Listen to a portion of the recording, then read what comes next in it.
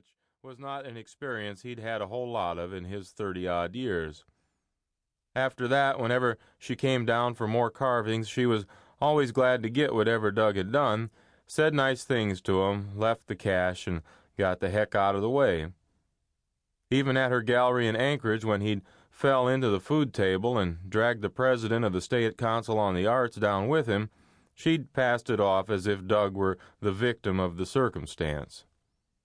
Outside of Ruby McClay at the video store, Doug figured the lady from Anchorage as his best friend.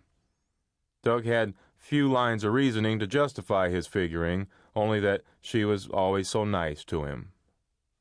But lately it didn't feel so good when she came around. Ever since that messy business at her gallery, she'd been coming down more often. 5 pieces? She'd lean on her walking cane in Doug's kitchen, shaking her head, not exactly aggravated, but obviously not pleased. Doug, the demand for your work is phenomenal right now. They've tripled in value since the opening, and I'm still sold out constantly. You're going to have to do more. Now when she left him, there was an air of urgency that remained behind, like she'd hung up a room deodorizer with the scent of impatience. Doug knew that something felt different, but he gave it little thought even for him and continued to be fascinated by it all.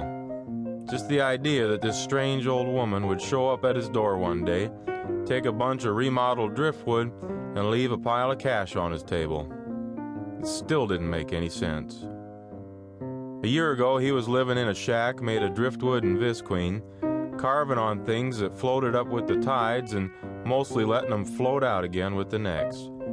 Now he was getting paid close to $200 a piece for them. The whole experience was as if somebody'd slipped him a Mickey. It felt pretty good, but he didn't have the faintest idea what was going on or what came next.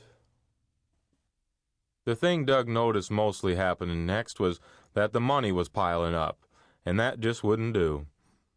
Doug had never had more than 2 cents to rub together, and he wasn't about to change that now, no matter how much she paid him. Every time his benefactor would grace him with one of her visitations, he'd stuff the wad in his pocket and head to town to spend it.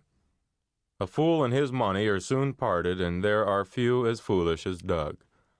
He'd buy anything, and for sale signs were like beacons in the night to him. He had a cord of firewood stacked in front of his apartment, which was heated with an oil-burning heater. It was only $50 and the guy delivered it, so Doug figured it was a good deal. He bought a set of glass cookware to replace the garage sale aluminum junk he thrived on, and had to replace it with the old stuff after breaking every single piece of it in 3 days' time. Everything was going that way. He bought a VCR from Ruby at the video roundup, but has only gotten it to work a few times by lucky pokes at the right buttons. It just sat on his table, its clock interminably blinking 12 o'clock high like it was challenging Doug to do something until he unplugged it for good.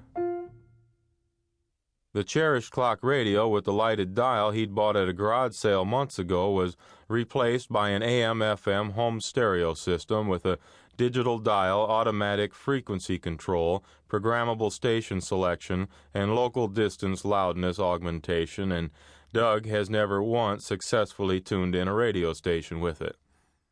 He makes periodic stabs at pulling something in, but invariably gives up and surrenders to the television.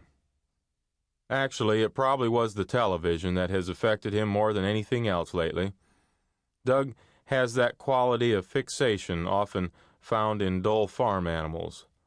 From the moment he first turned it on, a glazing came over his already dulled gaze, and his carving came nearly to a halt. The woman from Anchorage spotted the destructive potential of this sad development right off the bat and attempted to short-circuit it by talking Doug into getting a telephone installed. Now Doug is not even left alone with his wispy thoughts. With uncanny ability, the blue-haired lady calls as soon as he's starting to slip into the abyss of a 19-inch diagonal true-color screen and coaxes him back to working on his carving. Doug's life had always been somewhat of a challenging horse for him to ride, but now it was absolutely bucking.